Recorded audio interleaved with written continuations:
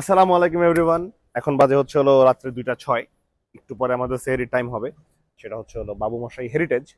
তো আমি নিজের চোখে ওই স্ট্রাগলটা দেখছি যে একটা ছেলে এবং তার মা কিভাবে করে একটা রেস্টুরেন্ট গড়ে তুলছে। এই রেস্টুরেন্টের পুরা ইন্টেরিয়র ডিজাইনটা ওই ছেলেটা একা করছে।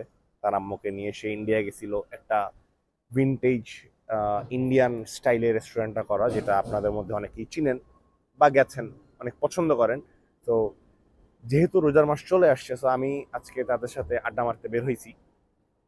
দেখি যে রোজারা কিভাবে করে তাদের কাস্টমারকে এবার সার্ভ করবে, তাদের প্ল্যানিংটা কি বাবু মশাইয়ের দিকে দেখেন যে দুইজন আমাদের দুই ভাইয়ের ওয়াইফ। যদিও শাকিরের সাথে আমার পরিচয় হয়েছিল, আমরা একই বিল্ডিং এ থাকতাম সেই সুবাদে, কিন্তু ওখানে দুজনের ওয়াইফ কত সুন্দর করে হাঁটাহাঁটি করতেছে, কত সুন্দর, টেনশন ফ্রি।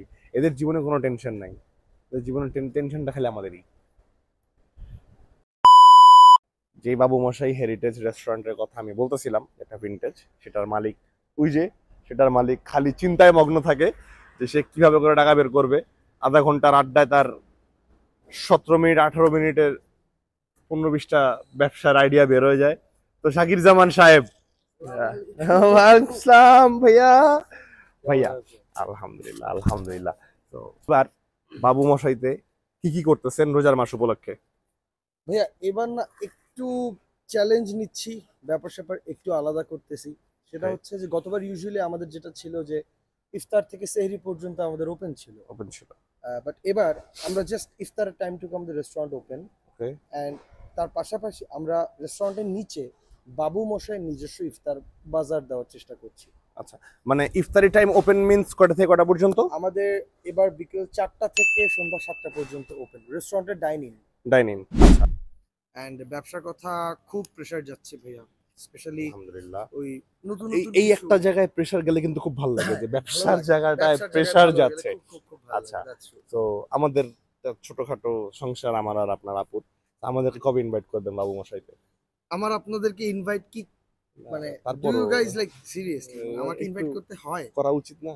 কেন? মানে এটা এটা কোনো কথা না নাকি আমি যে কেন, একটা আমি আমি এটা একটা বাসা হয়, ঠিক আছে মানা যায়, আমি যখন যখন তখন আমার চলে আসলাম। রেস্টুরেন্টের কাজ করি, কনস্ট্রাকশন হ্যাঁ। চলে, তখন আমি আপনার সাথে এসে প্ল্যান শেয়ার করতাম, ভাইয়া এমনে করবো অমনে করতে, আপনি যাইতেন, আপনি সময় দিতেন। সেখানে আপনি বলতে সবই চাচ্ছেন ঠিক যে আছে, আমার কিন্তু আপনাকে এখন ইনভাইট করতে হবে? না, ইনশাআল্লাহ, যাক আলহামদুলিল্লাহ, আমরা এই সপ্তাহের মধ্যেই যাব। এবং বাবু মশাইয়ের কোনো খাবার ভালো লাগুক না লাগুক, Halim best.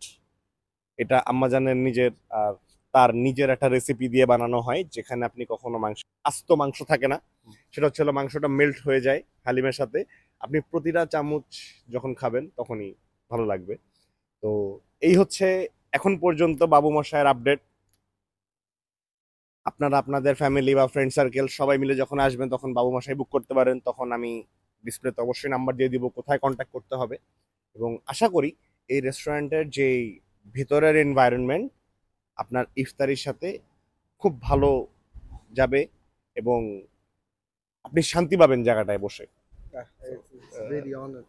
Thank you very much. ডাকেন, আর আর আর লাগবে না।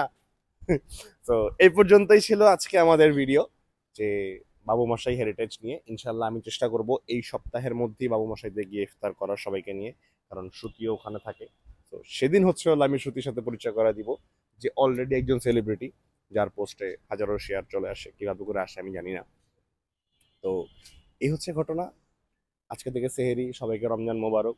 সবাই রোজা রাখবেন, নামাজ পড়বেন। ইনশাল্লাহ রাস্তায় চলতে ফিরে দেখা হয়ে যাবে। ততক্ষণ পর্যন্ত আল্লাহ হাফেজ, নিজের খেয়াল রাখবেন। সবাইকে আসসালামু আলাইকুম।